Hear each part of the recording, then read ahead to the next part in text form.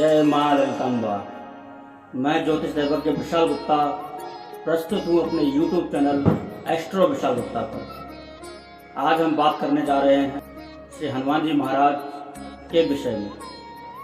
कहते हैं कि श्री हनुमान जी के दो पर्व मनाए जाते हैं। कुछ लोग उनके इस पर्व को हनुमान जयंती, कुछ लोग हनुमान जन्मोत्सव, कुछ लोग हनुमान जी का अवतरण दिवस या प्राकट्य उत्सव के नाम से भी उस पर्व को जानते हैं।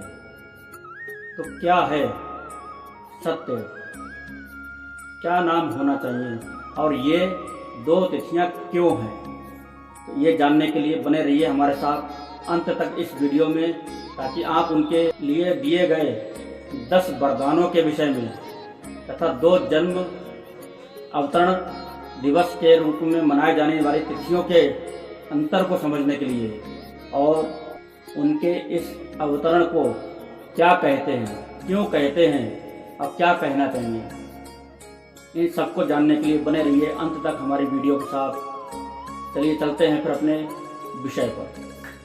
तो सर्वप्रथम हम बात कर रहे हैं, ये जो पर्व है जिसे कुछ लोग हनुमान जयंती भी बोलते हैं, हनुमान जन्म भी बोलते हैं, जन्मोत्सव भी बोलते हैं, अवतरण दिवस भी बोलते हैं और प्राकट्य उत्सव भी बोलते हैं, तो क्या होना चाहिए?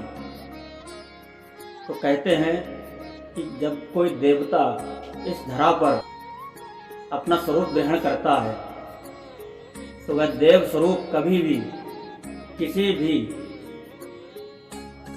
गर्भ को ग्रहण नहीं करता। वह अंश अवतार लेकर के प्रकट होते हैं। उनका तेज इस धरा पर अपना स्वरूप धारण करता है, गर्भ नहीं ग्रहण करता। जब तक उनका जन्म गर्भ से ना हो तब तक उसको जन्म कहना उचित नहीं है।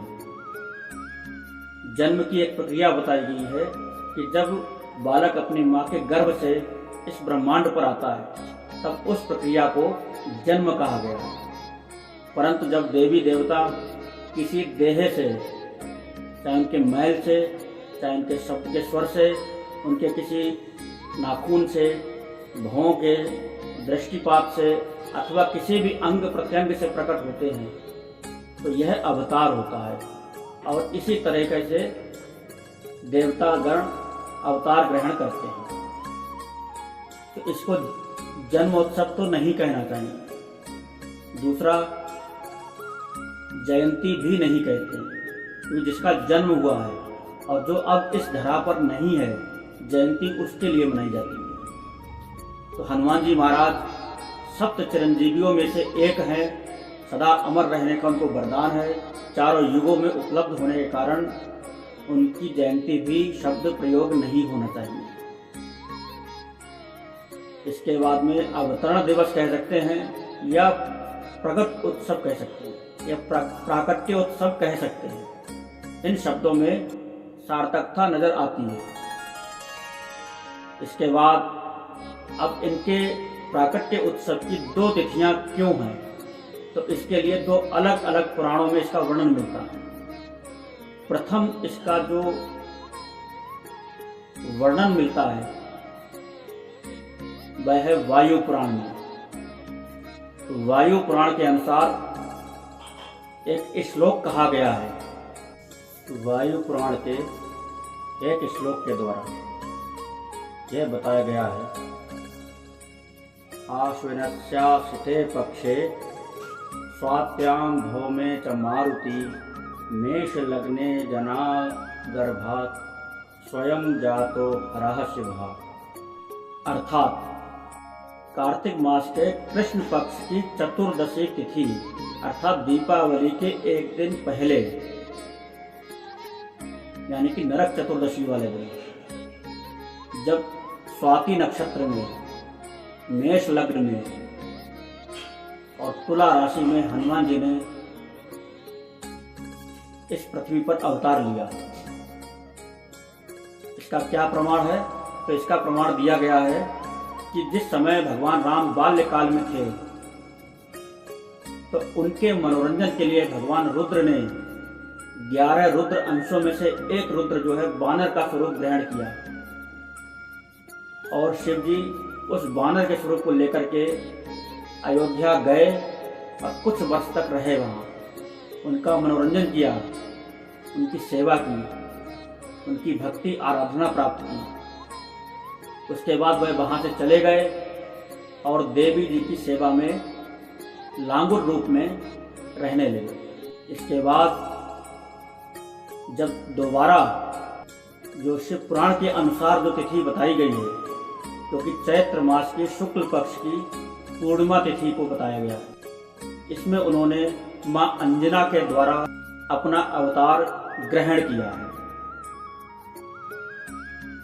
इसके विषय में शिव पुराण कहता है कि जिस समय भगवान नारायण ने अपना मोहिनी स्वरूप शंकर जी को जिद करने पर एक बार दोबारा दिखाया, तब भगवान शिव जी का बिंदु का पतन हुआ, जिस बिंदु के तेज को लेकर के पवन देव ने अंजना के गर्भ में स्थापित किया, जिसके द्वारा हनुमान जी का प्राकट्य हुआ।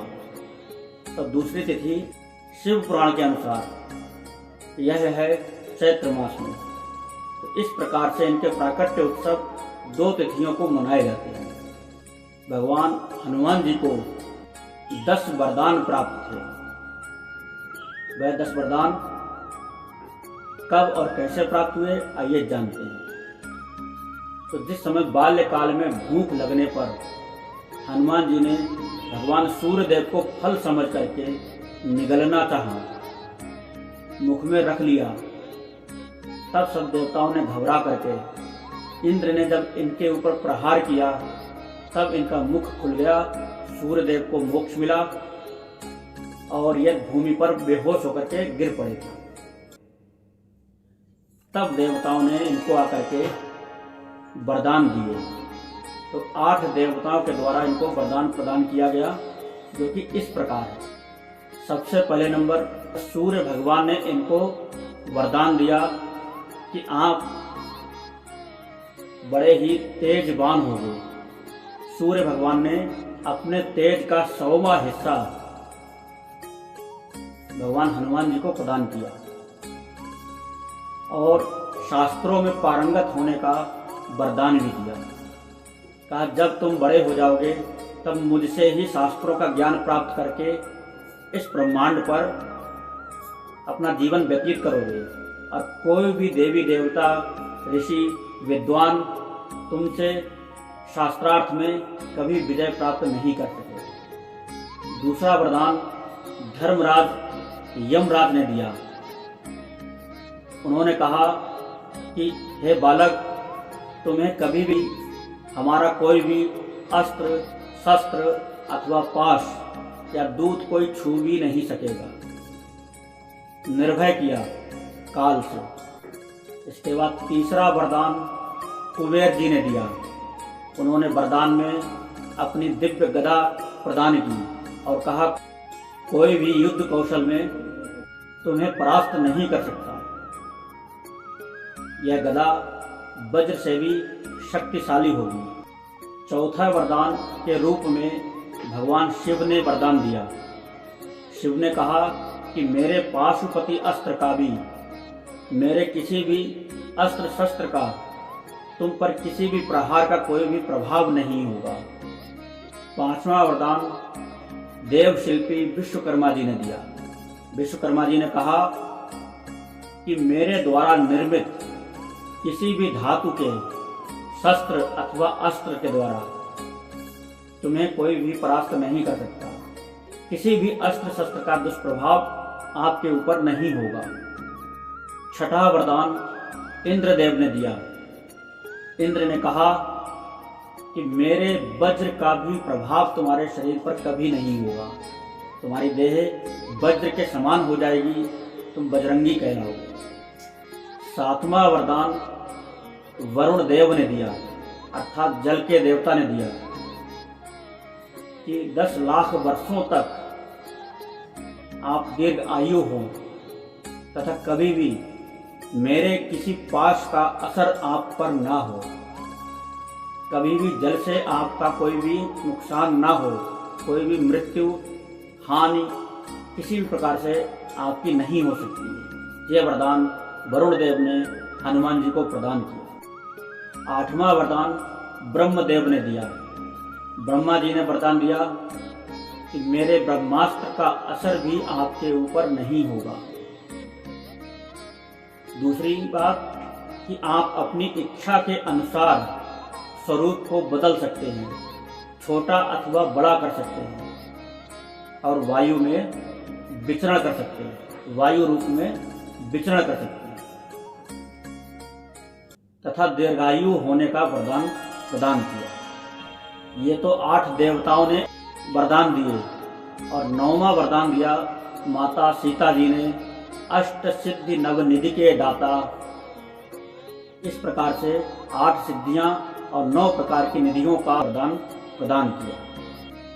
और 10वां वरदान भगवान श्री राम ने दिया। एक तो अपने पुत्र के रूप में स्वीकार किया और चिरंजीवी होने का वरदान दिया। इस ब्रह्मांड पर इच्छा अनुसार जीवन व्यतीत करने का और कभी भी वृद्ध ना होने का वरदान भगवान श्री राम ने इनको प्रदान किया। तो इस प्रकार से यह 10 वरदान हनुमान जी को प्राप्त है, जो कि अलग अलग परिस्थितियों में प्रदान किए गए। आशा करता हूँ आपको यह वीडियो जानकारी से परिपूर्ण लगा होगा और एक नई जानकारी वायु पुराण के अनुसार आपको प्राप्त हुई होगी। जय मां ललितांबा।